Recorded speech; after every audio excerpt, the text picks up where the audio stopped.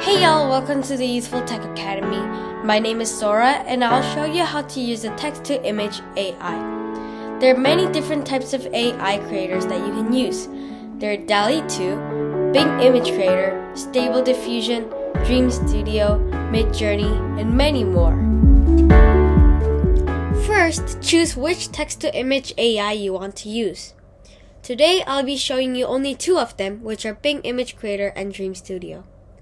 Midjourney is a viral image creator as well as DALL-E 2, but unfortunately, it is not a free version anymore. Let's get started.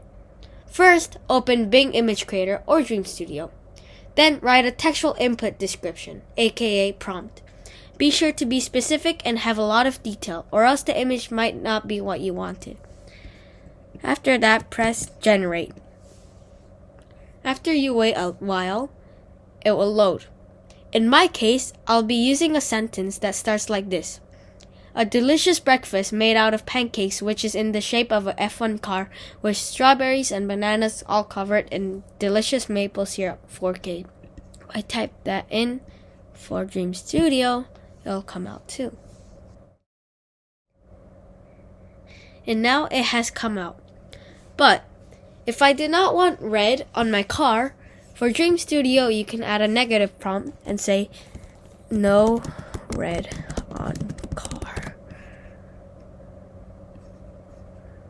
Now it will come up with no red on car because it is a negative prompt.